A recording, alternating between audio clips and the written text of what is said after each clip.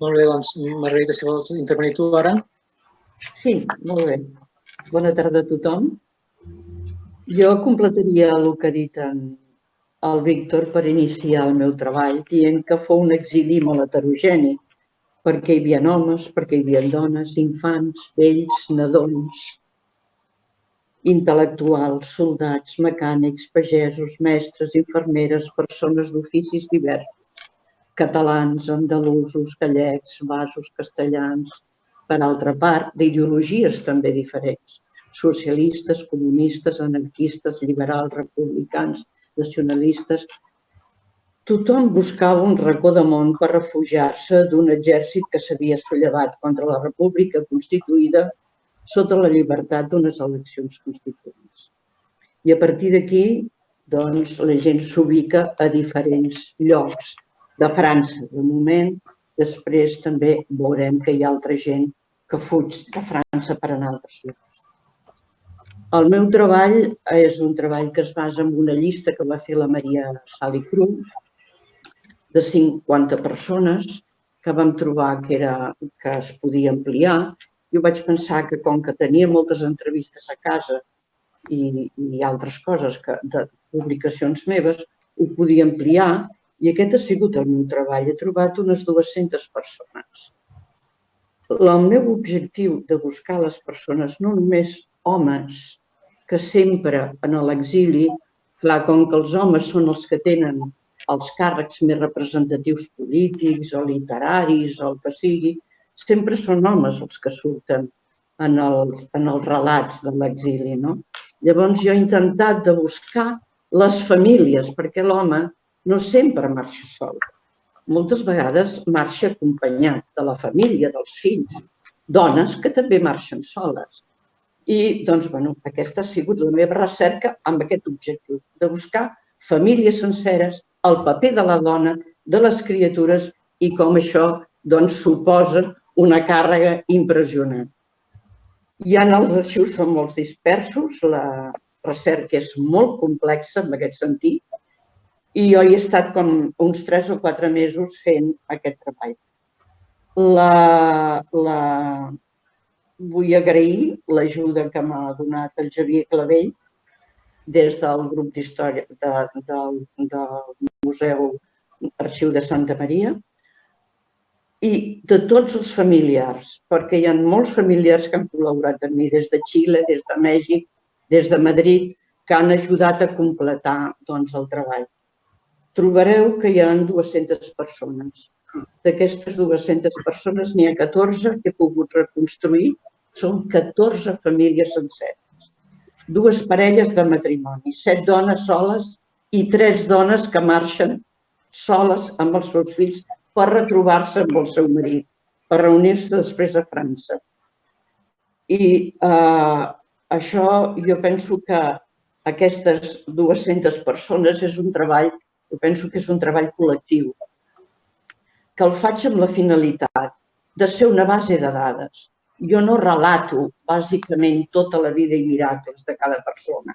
Moltes d'elles ja són publicades, per tant, m'hi refereixo amb un resum. Les que no estan publicades, o que jo no he conegut com a publicades, m'hi he entretingut més i el relat és molt més llarg. Altres persones perquè no tinc més dades de les que he posat.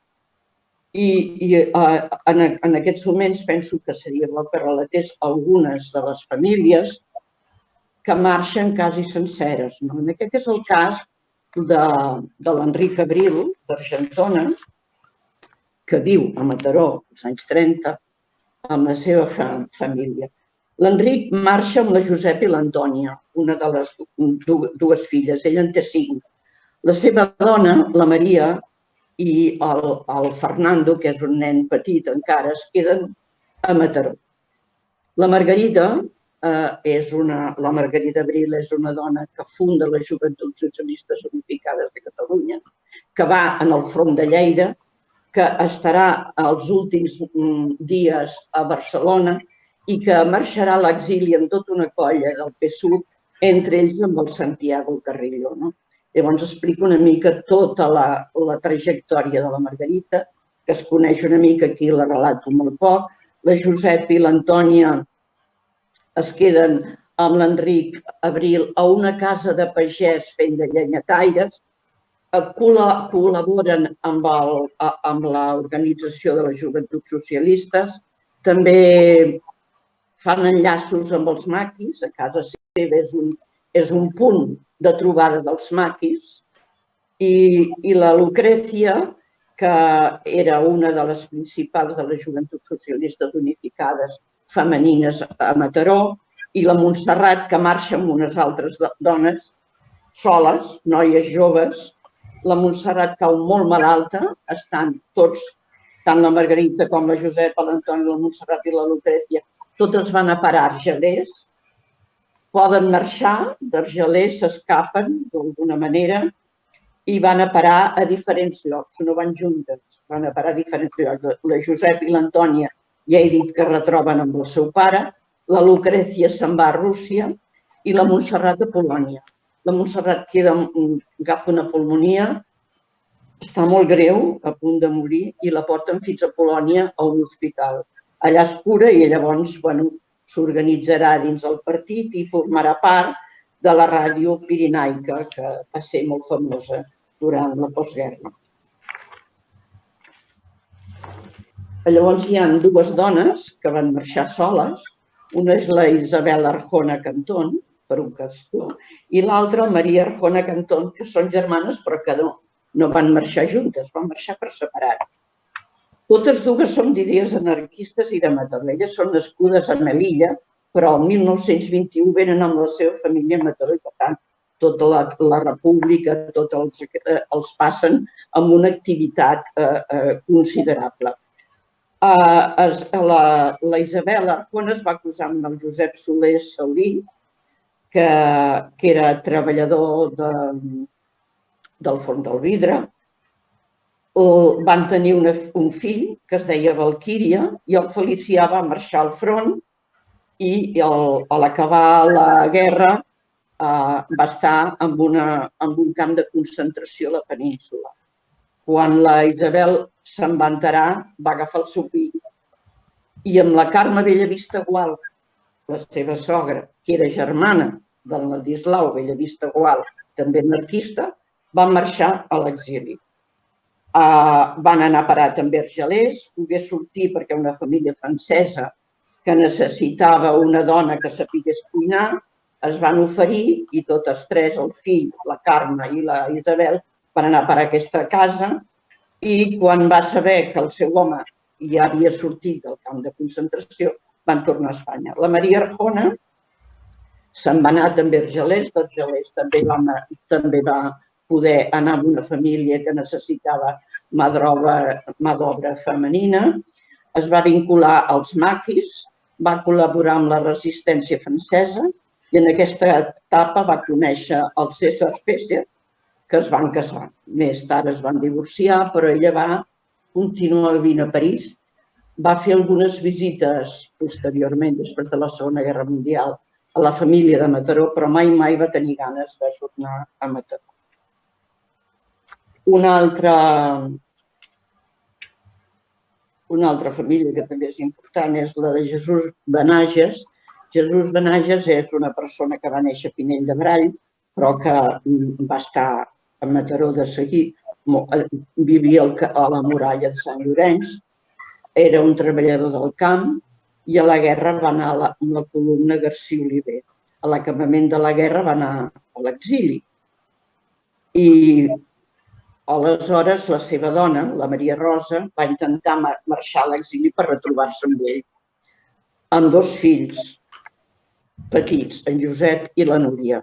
El seu marit era de la FAI i va marxar i no sabia ben bé on estava, però la Maria Rosa va anar amb un camió amb els seus dos fills. Va passar tots els bombardejos de l'exili, va passar sol amb els seus dos fills, tot el camí de l'exili. I quan va arribar a Caldetes, el camió va parar perquè hi havia molts bombardejos i tots els del camió van anar a refugiar-se, diu, a unes coves. Els avions, diu, que bombardejaven, els nens ploraven, no tenien menjar, tenien fred. D'allà se'n van anar caminant fins a Arenys, al Mont del Calvari. hi havia tant morts a les carreteres, els nens ploraven, que quan va ser més enllà d'Arenys va recular perquè no se'n va veure el cor de continuar. I això jo penso que és un relat colpidor perquè, clar, no tots van poder fer el que volien. No? En Salvador Cruixent, per exemple, se'n va anar amb la seva dona, la Margarita Bachs, i amb els seus fills, la Margarita i en Salvador. L'Emiliano Esteban, també un treballador del Font del Vidre, aquest era un treballador del tèxtil, però era de la CNT. I durant la guerra era de la cooperativa de barbers. Estava en el tèxtil, però a més feia de barbers. I va fer de barber a l'Hospital de Valdemina. I té un testimoni. Va anar a la guerra, a diferents fronts, fins a la batalla de l'Ebre, es va exiliar a França per Portbou, fou internat al camp de Saint-Cyprien fins al 5 de març. Allà va estar hospitalitzat perquè es va posar malalt a l'Hospital de Perpinyà, va estar 2 mesos, després va anar a Sant-Griès i amb tot això la seva dona, la Glòria Garcia, va voler anar-lo a trobar en l'exili. Aquesta dona va fer el camí sola, a peu, fins a França. Tot, ni un camió ni res, parant-se, passant les nits a cases que li donaven de menjar, una vegada un pa, l'altra. La història és tremenda, el que va passar a aquesta dona per arribar a trobar el seu home. Jaume Galceran. En Jaume Galceran era treballador del gènere de Punt i un anarcosindicalista molt reconegut. A Mataró després va treballar a la cooperativa del vidre. Es va casar amb la fraternitat Ros. La fraternitat Ros és filla de Josep Ros, el fundador de la cooperativa del vidre. La fraternitat Ros i Ballester. Ell va marxar a França i li va dir, quan puguis, vine. Tenien una filla, l'Albada, que tenia 2 anys.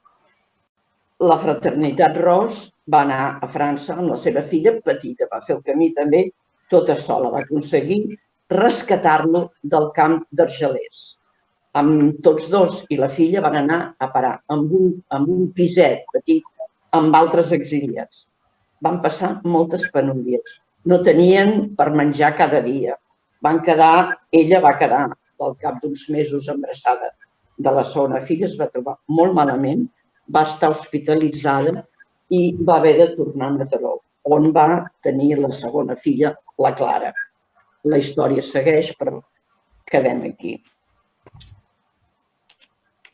La Consol Nogueres és una dona que va ser regidora, la primera regidora de l'Ajuntament de Mataró el 1934, a la llista d'en Salvador Cruixent, que va ser alcalde, i és filla d'Argentona, però molt aviat va venir a Mataró i va marxar a l'exili sola, el seu marit no la va poder acompanyar perquè van quedar que ella es quedava a la botiga i a les feines i ella va marxar. Va marxar amb el seu fill petit, jove, 17 anys, que era en Jaume Carboner.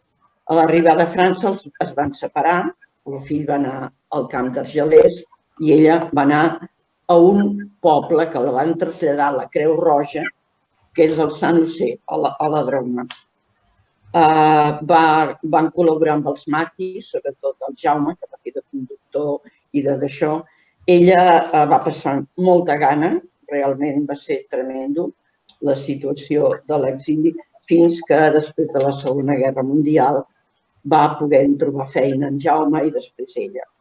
La família Peiró es coneix molt ja el seu relat, però jo relataré més o menys el de la Guillermina, que és la filla més coneguda perquè és la que fins al final va donar veu al seu pare i al moviment anarcosindicalista. I faig un resum d'una mica del que va passar. Al gener 39 es van la mare i les seves germanes van creuar la frontera a peu, foren conduïdes fins a Roscabel, al cap d'uns mesos es retrobaren amb el seu pare a Narbona, el 39 els nazis detingueren el seu pare i els 3 germans i els germans a Narbona. No, el 39 els detingueren el pare i l'entregaren a les autoritats militars franquistes. Des de llavors la Guillermina va lluitar i ens va explicar a tots tot el relat de tot això. I no m'extenc més, però a cada relat acabo, amb un parèntesis, donant les fonts on podeu trobar tota l'ampliació de cada persona. Si està publicat, si és un arxiu, si són familiars, tot, vull dir que encarga això. Llavors hi ha la Paquita Plavós, que va marxar amb la seva germana. La Paquita Plavós també és una dona que en el bombardeig del desembre, de la primera setmana de desembre, del 3 de desembre del 38, doncs va perdre el braç i la cama dreta. Estava a l'Aliança de Mataró i en aquell moment, doncs, com que va ser un bombardeig molt espectacular, que hi van haver-hi molts ferits, el Joan Negrín, que tenia el govern a Barcelona, doncs va fer una visita a Mataró. I amb ella se la van portar a un hospital militar a Barcelona, on realment li van fer una operació i li van restituir el braç dret. Però, clar, com que era el desembre del 38 i els nacionals van entrar el 26 de gener a Barcelona, no va haver-hi temps de fer l'operació a la cama. Se les van emportar amb un camió, la Paquita, amb carrossa, i la seva germana. Quan van arribar a França van voltar d'hospital en hospital, van estar molt malament, fins que van poder tornar a Mataró, però abans, quan van aconseguir els avals per tornar a Mataró, amb un tren que els va portar fins a Barcelona, els van conduir a la presó de Montjuïc. O sigui, abans d'anar a casa seva van haver d'anar a la presó. I després va poder tornar amb avals i gràcies a l'alcalde en aquell moment que va procurar que tornéssim a anar.